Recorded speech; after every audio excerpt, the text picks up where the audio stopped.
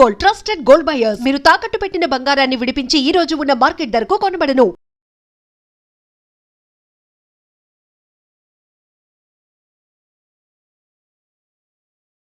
నమస్కారం, welcome to I dream. ధర్మ మార్గం విత్ విజిత కార్యక్రమానికి స్వాగతం.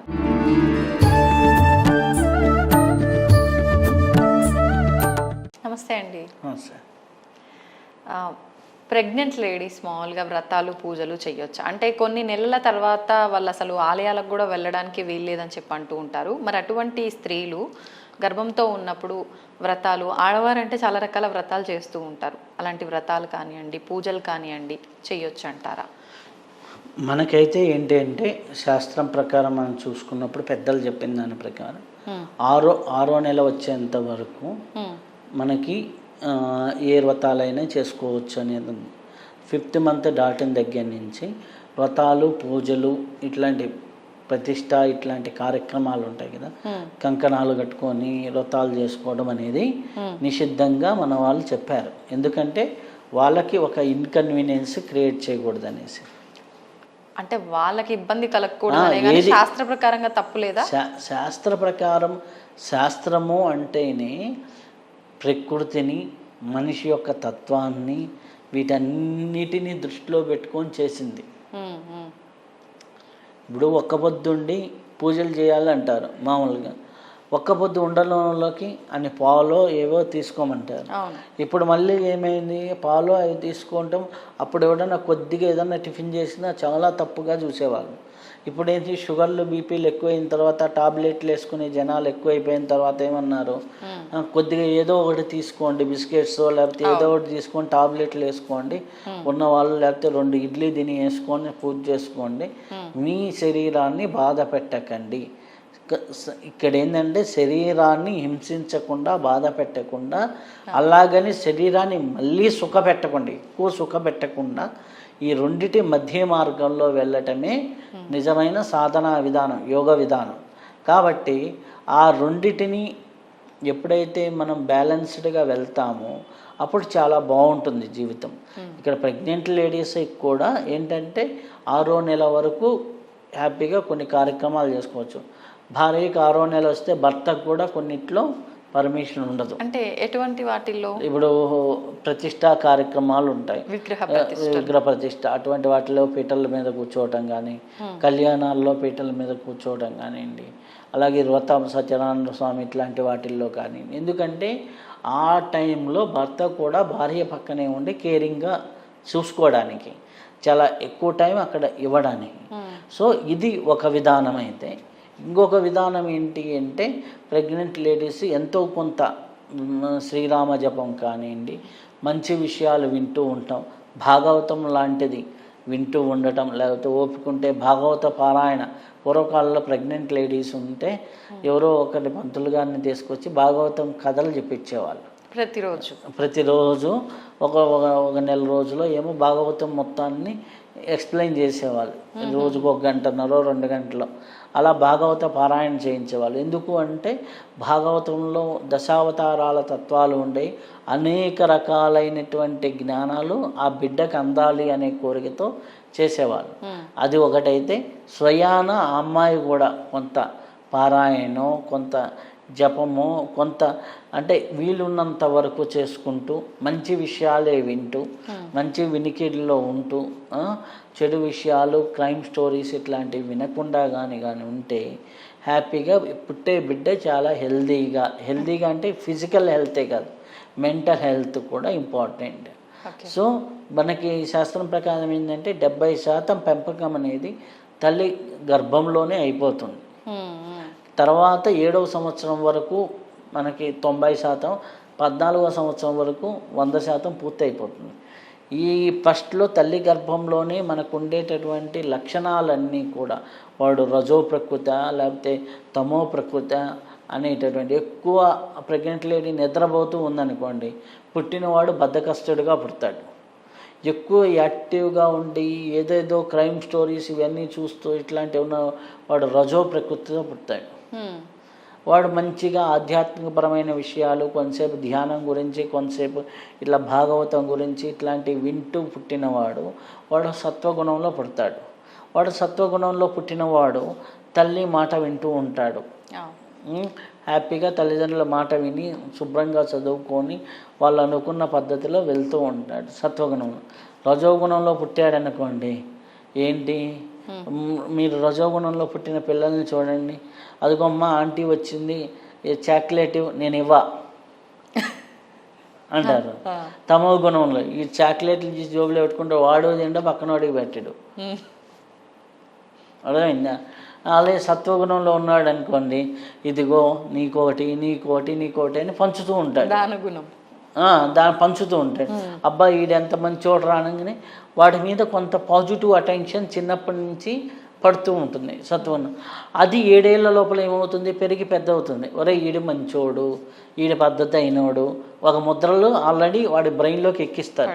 వీడి కోపం ఎక్కువరా, అంత లేడు కానీ అంటూ ఉంటాం చిన్నపిల్లలు. వాడి కోపం ఎక్కువ, వాడికి చికాకు ఎక్కువ, చిన్నప్పటి నుంచి వాడు అంతే అనమాట. ఇది అంతా ఎక్కడి నుంచి వచ్చింది? ఈ లక్షణాలన్నీ కూడా వాడి యొక్క తల్లి గర్భంలో ఆ టైంలో ఉన్నటువంటి ఇదనమాట. ఓకే, నేను ఒక అమ్మాయికి ఇట్లానే వస్తే ఆ అమ్మాయికి ఒక లక్షణం కావాలని ప్రయోగంలాగా చేయించాం అనమాట. ప్రయోగం పుట్టబోయే పిల్లలు ఏం లక్షణం కోసం, ఏం లక్షణం అంటే ఆ అమ్మాయి రోజు ఇట్లా ముక్కు పెట్టుకొని బ్రీతింగ్ చేస్తూ అంటే బ్రీతింగ్ ఎక్సర్సైజ్ చేస్తూ ఉంటే ఇట్లా పట్టుకొని చెయ్యి, ఇట్లా పట్టుకొని చెయ్యి, ఇట్లా పట్టుకొని చెయ్యి అని కొద్దిగా అమ్మాయి ఇట్లా వెరైటీగా పట్టుకుంటుంది అనమాట ముక్కుని. ఇట్లా 5 వేలతో, నాకు కూడా రాదు, వెరైటీగా పట్టుకుంటుంది ఆ వేలతో. ఇట్లా పట్టుకుంటూ ఉంటే అట్లనే చెయ్యి అన్న. పుట్టగానే వాడికి కూడా అదే లక్షణం వచ్చింది. అంటే వాడు ముక్కు పైన చేతులు పెట్టుకుంటున్నాడు, ముక్కు పైన అట్లానే అదే ఏ వేళ్ళు అయితే మదర్ టచ్ చేసి ఆ ప్రాణాయామాలు చేసిందో అవే వేళ్ళతో టచ్ చేస్తున్నాడు. అర్థమైందా? వాడికి గట్టిగా గాలి పీల్చాలని ఏం తెలుస్తుంది? అర్థమైందా? అలాగే కొంతమంది గాయత్రి జపాన్ని, గాయత్రి మంత్రాన్ని వింటూ లేకపోతే పలుకుతూ చేస్తూ ఉంటారు. వాళ్ళు పుట్టంగానే హై మెచ్యూరిటీ ఉంటుంది వాళ్ళల్లో. అలాగే కొన్ని యజ్ఞాలు ఉంటాయి, యజ్ఞ కార్యక్రమాలు చేసుకుంటే మంచిది.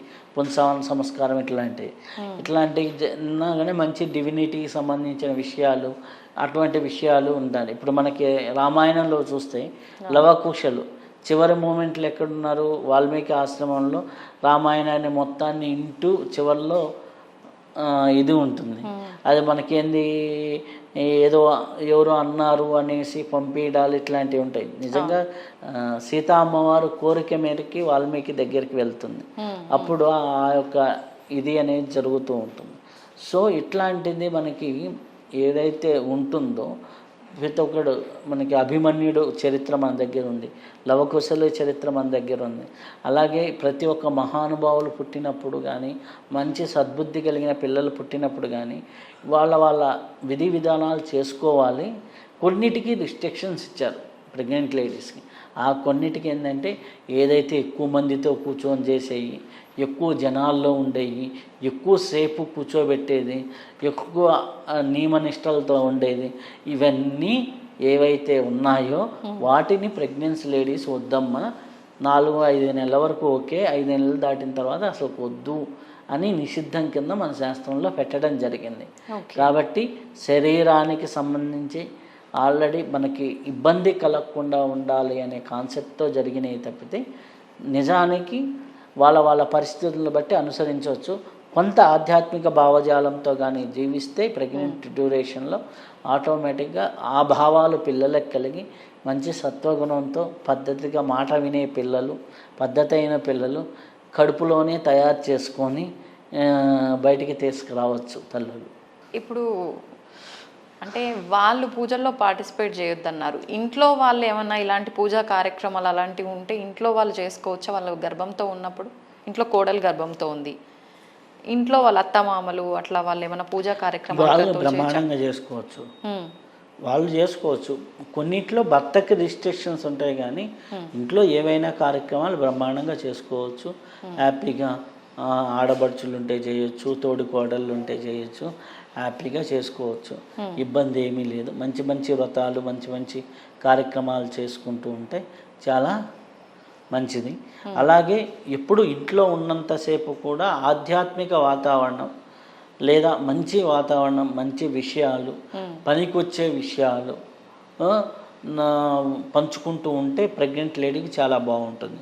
అలాగే పనికి వచ్చే విషయాలు కాకుండా కొన్ని అనవసరమైన విషయాలు ఉంటాయి, రాజకీయాలకు సంబంధించిన ఇటువంటి ఉండే రజో ప్రవృత్తి కలిగిన విషయాల్ని తగ్గించుకుంటూ సత్వగుణం ఉన్నటువంటి వాటిని పెంచుకుంటూ ఉంటే పుట్టబోయే వాళ్ళు సత్వగుణ సంపన్నులుగా అత్యున్నతమైనటువంటి గుణగణాలతో కలిగిన వాళ్ళుగా పుడతారు.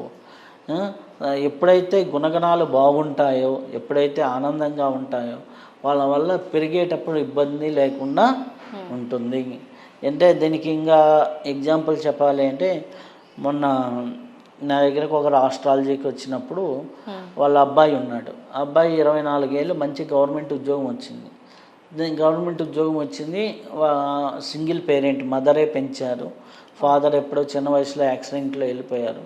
సో మదర్ పెంచారు. అబ్బాయికి ఒక చెల్లెలు, సిస్టర్ ఉంది, మదర్ ఉంది. మా అబ్బాయి ఏంటి, మొండి అనమాట. ఆ అబ్బాయి నా శాలరీ నాకే అంటాడంట. ఇంట్లో ఇప్పుడు అన్ని రోజులు వాళ్ళ మదర్ పెంచి ఏదో కుట్టు మిషన్ కుడుతూ పెంచినప్పుడు ఆమెకి అండగా మొదటి నుంచి కొద్దిగా మొండిగానే ఉండేది. ఈ మొండి లక్షణం ఎక్కడి నుంచి, నేను ఆమెను అడిగా, ఈ మొండి లక్షణం ఎక్కడి నుంచి? మీ అత్తతో నీకు పెళ్ళైన కొత్తలో బాగా గొడవలు అయ్యాయి కదా, మీరు మాట వినకుండా ఎదురుగా ఉన్నారు కదా. అబ్బలే చెప్పారు మీరు జాతకం అని. ఎందుకంటే వీడి లక్షణాలు బట్టి అది చెప్పొచ్చు. ఎందుకు చెప్పంటారా, ఆమె అప్పుడు అలా బిహేవియర్లో ఉంది, మాట వినని స్వభావంలో ఆవిడ ఉంది, అనుకోలేని స్వభావంలో ఆవిడ ఉంది, అత్తగారి ముందర మామగారి ముందర. ఆ మొండితనం అనేది ఆ ప్రెగ్నెంట్గా ఉన్నప్పుడు ఆమె బిహేవ్ చేసుకుంటూ వచ్చింది కాబట్టి ఆటోమేటిక్గా ఇదే ఇక్కడికి వచ్చింది. అదే కర్మ అంటే ఏంలే, ఆడ చేసింది 1 సంవత్సరం, ఆ 1 సంవత్సరం అనుకువగా ఉంటే ఇటు పుట్టిన తర్వాత జీవితాంతం నీకు అనుకువగా ఉంటాడు. ఓకే, అందుకని ప్రెగ్నెంట్ లేడీస్కి మనకి కార్యక్రమాలు అంటే శ్రీమంతం చేసిన, పుంసావన సంస్కారం చేసిన, 10 మంది వచ్చి ప్రెగ్నెంట్ లేడీకి పసుపు కుంకాలు ఇచ్చి చీరలు పెడుతున్నాయి. ఎందుకంటే ఎవరన్నా వచ్చి కొత్త చీర పెట్టంగానే లేడీస్కి ఏంది ఒక చీర, ఒక గాజులో కొత్త చూడంగానే అబ్బా అని ఆనందం ఉంటుంది. వీలైనంత వరకు ఆ సంతోషం, ఆనందంగా ప్రెగ్నెంట్ లేడీ ఉంచడానికి కారణం ఏంటంటే ఆ సంతోషం లోపల ఉన్న బేబీకి అంది ఇంకా హెల్తీగా తయారవటం, వాడు పుట్టుకతో కూడా హ్యాపీ చైల్డ్గా పుట్టడం అనేది ఉండటం అనమాట. ఇప్పుడు కొంతమంది నేను చూసామనుకోండి, మొన్న ఒక ఆవిడ ఉంది, బేబీ ప్రెగ్నెంట్గా ఉన్నన్ని రోజులు ఏడుస్తూ ఉంటామే. ఆవిడ యుఎస్లో స్ట్రక్ అయ్యారు, ఏదో వీసా ప్రాబ్లము అనమాట. ఇక్కడి నుంచి వాళ్ళ పేరెంట్స్ పిలిపించుకోవాలంటే ఇదనమాట. వాళ్ళు పుట్టిన దగ్గర నుంచి ఏ చిన్నదానికి ఏడుపు మొదలు పెడితే గంటలు ఏడుస్తుంటాడు. ఏడుపు మొదలు పెడితే మటుకు ఒక 1/2 అవర్ 40 మినిట్స్. ఏమైంది, ఆమె ఏడుపు అదే బాధలో సాడ్లో 1 గంటన్నర కూర్చునేది, మొదలైంది గంటన్నర డ్యూరేషన్. ఓకే, ఇక్కడ ఏంటి అంటే ఇది వాతావరణం కూడా క్రియేట్ చేయడం అనేది ఇంపార్టెంట్. ఆ వాతావరణాన్ని కూడా, పరిస్థితిని కూడా క్రియేట్ చేయాలి ప్రెగ్నెంట్ లేడీ చుట్టూ. అలా చేస్తే చాలా హ్యాపీ బిడ్డలు పుడతారు. ఇది నేను చెప్పింది ఏం కాదు, మహానుభావులు అందరూ ఎంతోమంది చెప్పారు. ఎంతోమంది ఇది ఉపయోగించుకుంటే ఈ టెక్నిక్ని పుట్టే వాళ్ళ వల్ల నా కొడుకు నా మాట వింటం లేదు, నా కూతురు నా మాట వింటం లేదు అనే దానికంటే నువ్వు ప్రెగ్నెంట్గా ఉన్నప్పుడు కొద్దిగా ఆనందంగా ఉంటూ మంచిగా దైవారాధన చేసుకుంటుంటే చాలా మంచిగా ఉంటుంది. ధన్యవాదాలండి. ధన్యవాదాలు.